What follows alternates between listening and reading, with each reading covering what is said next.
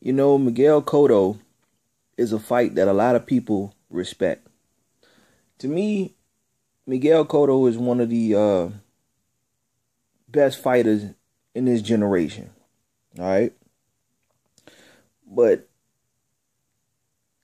I've been reading on certain blogs and I've been reading, by various pundits and boxing fans alike that Cotto has developed a reputation for being a diva. And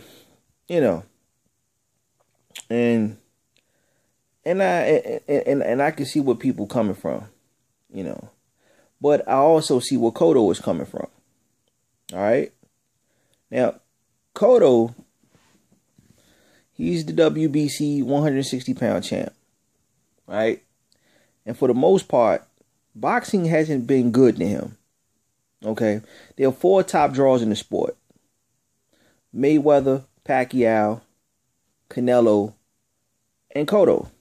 And out of those 4, Cotto has been the most disrespected out of the 4. Think about it for a second. All right? In 2009, Margarito had the hand wraps. All right?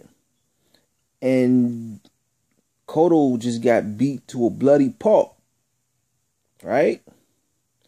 But Bob Arum spent most of that time defending Margarito at the expense of Cotto.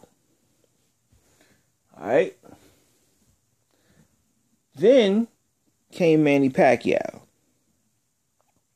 Now, despite being the champion, Cotto was forced to be the B-side, including an arbitrary 145-pound catchweight. And Cotto was told that either you fight Manny like that or be forced to vacate your title. Now, Cotto threatened to walk.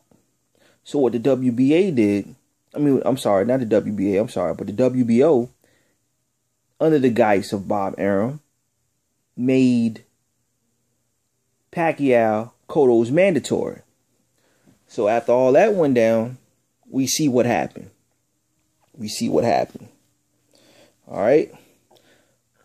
Now, Cotto has done well for himself after that loss to Manny. Besides the loss to Austin Trout, and after he lost to Floyd, a whole lot of people considered him done, but I didn't.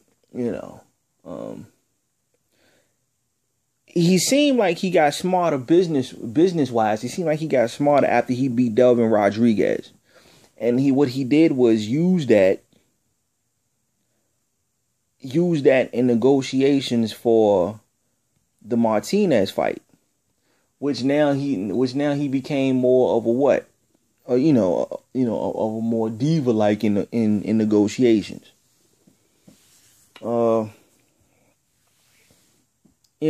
And he won. Even though Martinez had the bad wheels, he had bad legs and everything like that, but Cotto won. He gets full credit for that. Okay. Now, I think people know that Cotto, he's not in a hurry to fight Canelo. And he's not going to fight, he's not going to fight Triple G unless there's a dump truck full of bread backed up to his front door. This we know. When Cotto was in his prime, I think he would have beat the brakes off Canelo, personally. And I think he would have jumped at the chance to beat Gennady Golovkin. But I think now in the twilight of his career, Cotto has learned to stop being boxing's best fall guy and start doing what's best for him and his family. I've heard rumblings of him trying to fight Timothy Bradley. I don't think that's going to work. I think Erislandy Lara would be a good fight for him. But, boxing, I mean, it's all about for Miguel Cotto now. It's all about for Miguel Cotto to get the highest pay for the lowest risk.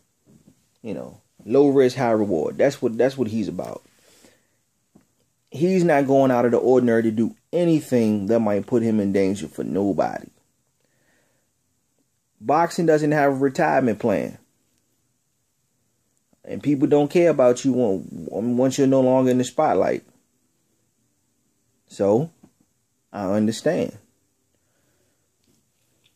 And who can blame Cotto at this point? I say let that man live and let him be great.